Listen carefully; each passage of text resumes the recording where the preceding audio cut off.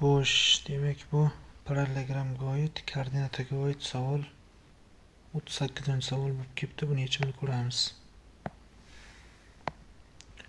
Dekart koordinatalar sistemasida to'g'ri chiziq tasvirlangan ABCD parallelogramning D uchi to'g'ri chiziqda yotadi.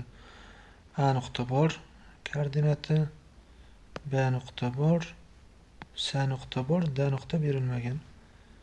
Shunga ko'ra bizga K ni toping, ABCD parallelogram yuzini toping debdi. Yaxshi. Birinchi qarang. 2,0 nuqtadan 10,0 nuqtagacha, ya'ni AB kesma uzunligini topishim kerak. AB parallelogram bitta tomoni.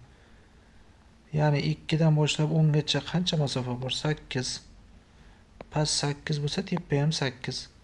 Demak, 13 dan boshlab mana bu nuqtagacha keladigan bo'lsa, birinchi x nechi bo'lgan? X mana bu yerga tushiramiz.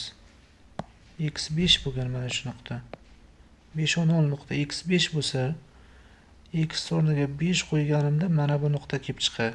Bu nuqta K bo'ladi bizda, chunki y o'qidan K birlikda mana.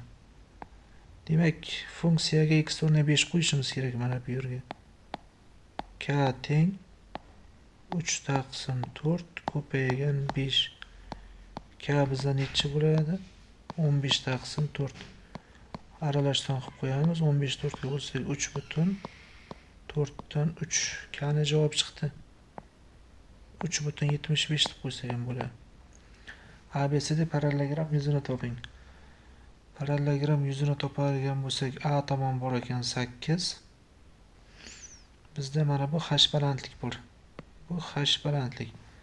Agar bizga mana bu holatda parallelogram berilsa, A tomon bo'lsa, h balandlik bo'ladigan bo'lsa, parallelogram yuzasi A ko'paygan h.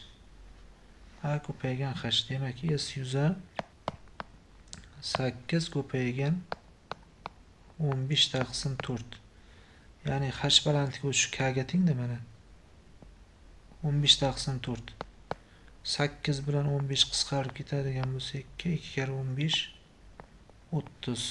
Buni javob 30 bo'lgan. Ikkinchisi parallelogram yuzi 30. Mana A shakli ham B shakli ham ishlandi.